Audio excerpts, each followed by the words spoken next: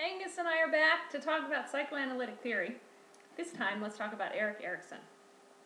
Remember last time we talked about Freud, and the identifying characteristic of Freud's theory of development was the psychosexual aspects of his theory. Erickson's theory is remarkably different, not only in that it does not discuss psychosexual aspects of development, it specifically focuses on psychosocial aspects of development. And what we mean by this is that Erikson focused on the interaction between an individual and his or her caregivers and community and environment as the critical points of these developmental stages. The second major difference between Freud and Erikson is that Freud's theory postulated that there's only one stage for adulthood, and that was the genital stage. Erikson said, indeed, no. There are quite a few more stages in adulthood, and Erikson indeed put forth 4 different stages of adulthood. So let's take a look at these in a moment, but as I did with Freud, I'd like to give you some background on Erickson as a way to shed light and deepen your understanding of these theories. So here's a short biography of Erickson. Erikson was born in 1902 in Frankfurt, Germany. His father was Danish and abandoned the family before Erikson was born. His young Jewish mother later married a physician named Dr. Theodor Hamburger. Erikson, however, struggled with his own identity and in fact changed his name to Erickson. That literally translates to son of myself. So Erick's interest in identity developed early based on his own experiences in school. At his temple school, the other children teased him for being Nordic because he was tall, blonde, and blue-eyed. At grammar school, he was rejected because of his Jewish background. So Erikson considered identity to be the pivotal stage in his theory. Identity is the stage that launches an individual into adulthood, and it is critical for navigating the stages of adulthood. Let's look at all these stages. In Erickson's theory of human development, each stage is characterized by a particular challenge or developmental crisis. Erickson emphasized that a person's relationship to their environment and the importance of family and cultural influences determine how well prepared a person is to meet each of these challenges and crises. So, stage number 1, called trust versus mistrust. This is where babies either trust that others will care for their basic needs, including nourishment, warmth, cleanliness, and physical contact, or they mistrust the care of others. Because an infant is completely dependent on others, the development of trust based on the dependability and the quality of the caregivers.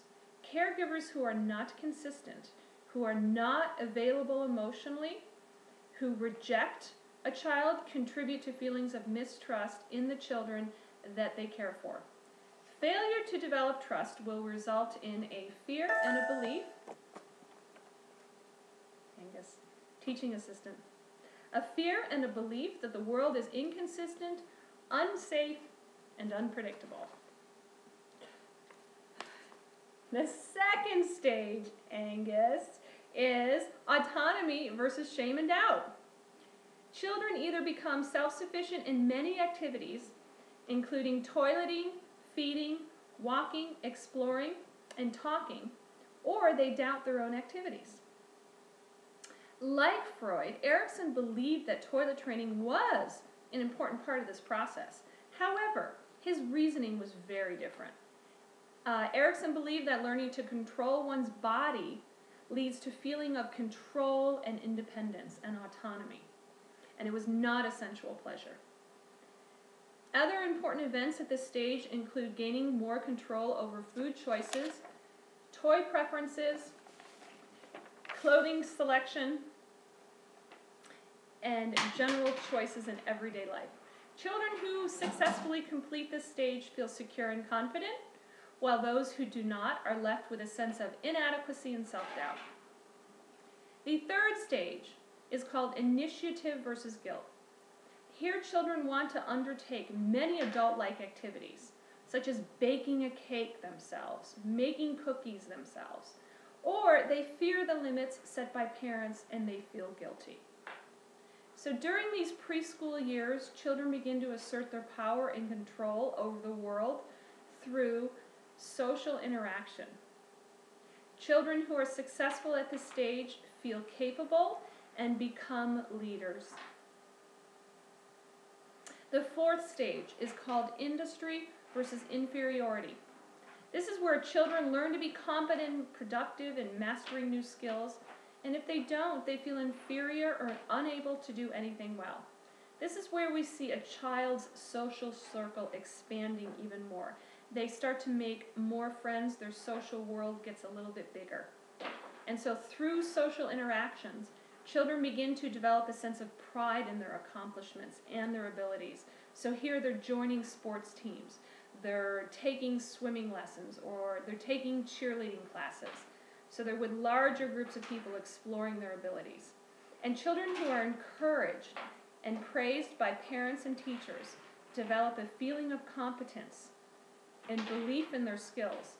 Those who receive little or no encouragement from their parents, teachers, or peers will doubt their ability to be successful. The fifth stage, and again, this is the pivotal stage according to Erikson. This is what Erickson considered the most important stage that initiates adulthood. This is called identity versus role confusion. Adolescents try to figure out, who am I? They establish their sexual identity, their political identity, their religious identity, and their vocational identity. If they don't do that, then they are confused about who they are and they struggle with the next three stages. So stage number 6, the next stage, is called intimacy versus isolation. Young adults seek companionship and love, or they become isolated from others because they fear rejection and disappointment. Erikson believed that each stage builds on skills learned in previous stages, and Erikson strongly believed that a strong sense of personal identity was key in developing intimate relationships. And indeed, research has demonstrated that individuals with a poor sense of self tend to have less committed relationships, and they are more likely to suffer emotional isolation, loneliness, and depression. The 7th stage is called generativity versus stagnation. And this is where middle-aged adults contribute to the next generation through meaningful work, creative activities, and raising a family, or if they don't do these things, they stagnate. The final stage is called integrity versus despair. This is where older adults try to make sense out of their lives, either seeing life as a meaningful whole or despairing at the goals that they never reached. Individuals who are not successful during this stage feel their life has been wasted and they are very regretful.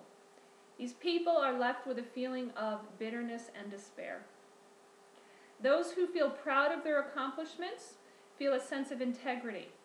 Successfully completing this phase means looking back on life with very few regrets and a general feeling of satisfaction. Individuals at this stage have wisdom, and they're not fearful about confronting their own death, and they are at peace with their own death. So, these 8 stages can be very difficult to memorize. And as a matter of fact, what I've found is that stages 3, 4, 5, and 6 all begin with the letter I, which makes it really hard to keep them straight. So I have a helpful tip for you, and that tip is this. There is a psychology professor who has developed a website called www.thepsychfiles.com, And he's developed a great mnemonic device to help you learn these stages. So go to www.thepsychfiles.com. In the search box, type in Erickson's Stages of Development. And this mnemonic device will be very helpful, I guarantee you, in laying these stages down into your memory once and for all. And again, have a great day. I hope that this was helpful in your understanding of Erickson's stages. And next time, we will talk about Piaget's stages of cognitive development. See you later.